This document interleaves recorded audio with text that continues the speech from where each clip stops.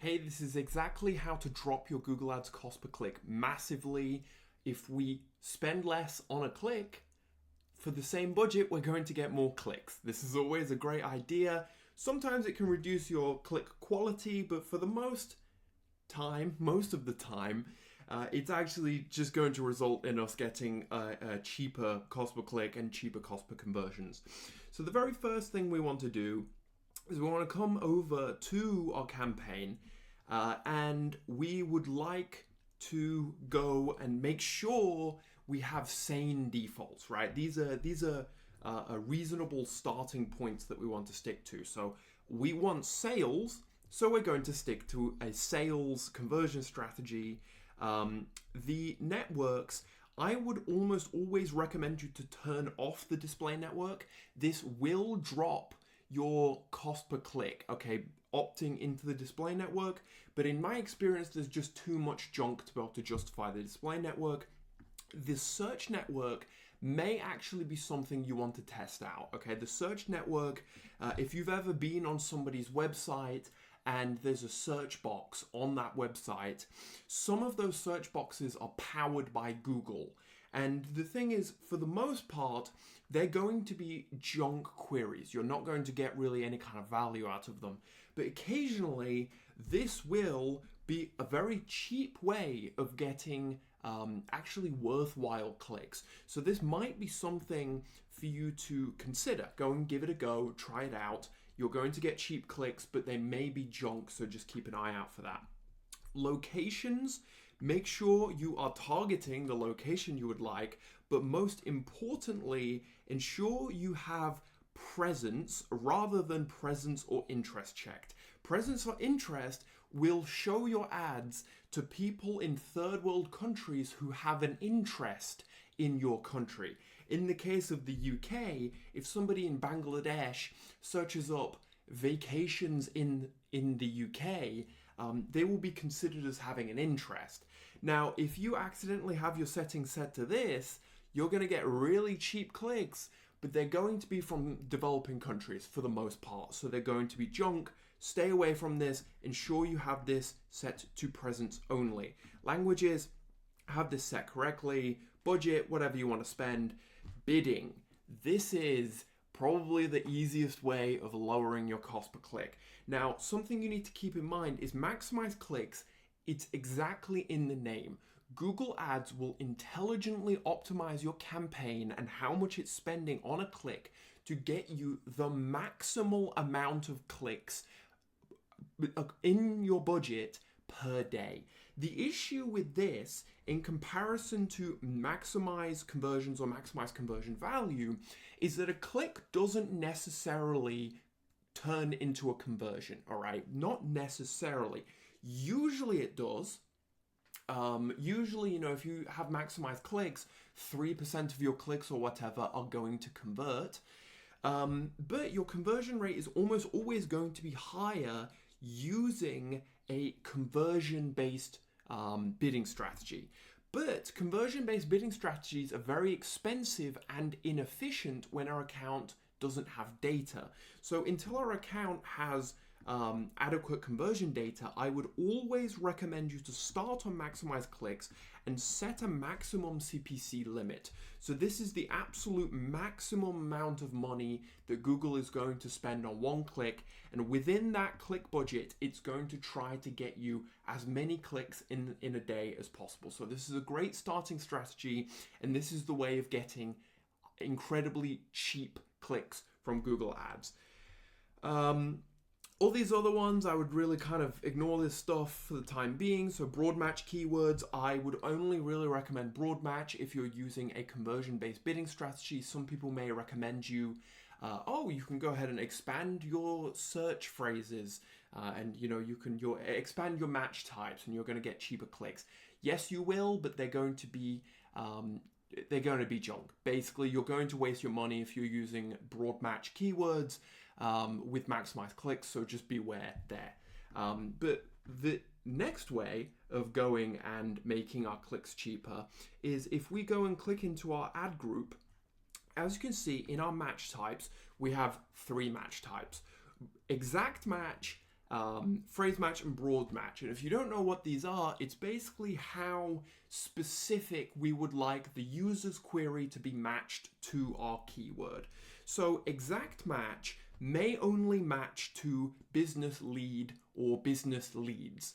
Okay, in recent months, Google has actually expanded what this means.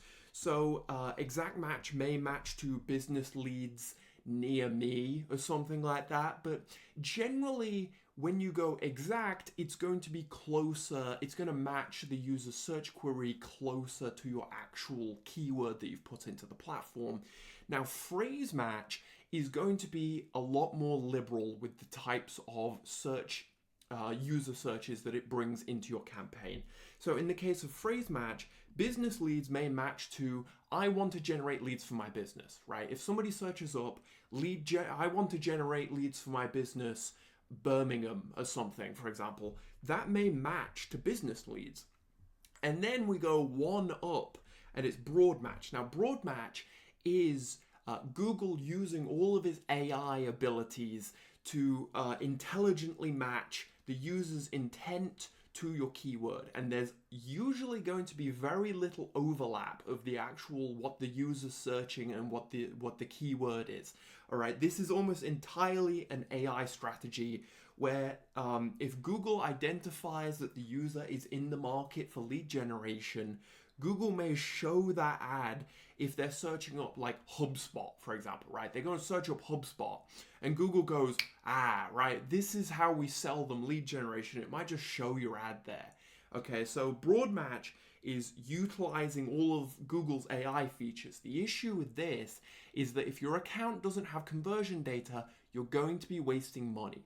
So we want to go one down and we want to stick to phrase match. So phrase match is the best mixture for lower cost per click because we're being kind of non-specific and we're being kind of liberal with the types of search phrases we're okay with matching to our campaign's keywords, and being specific enough to where we're not really bringing in too much junk.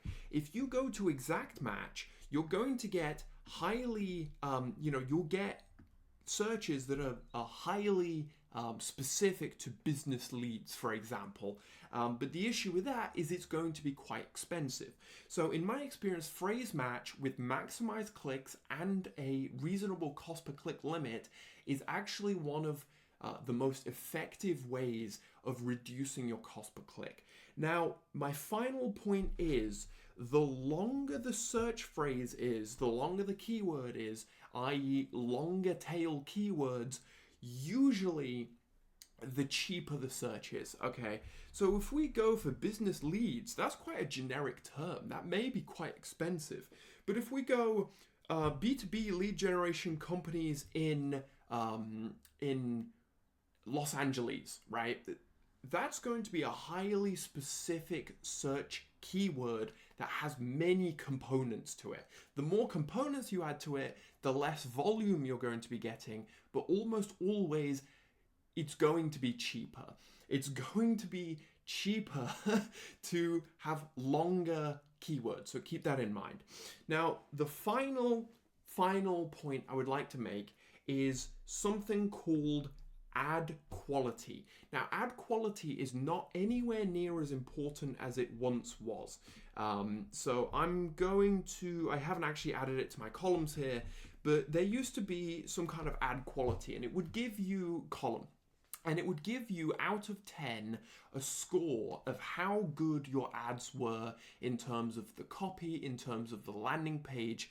And these are, Google doesn't necessarily put your cost per click up or down arbitrarily based on the ad quality, but ad quality usually correlates to a better built ad, a better built landing page, a faster landing page, things like that.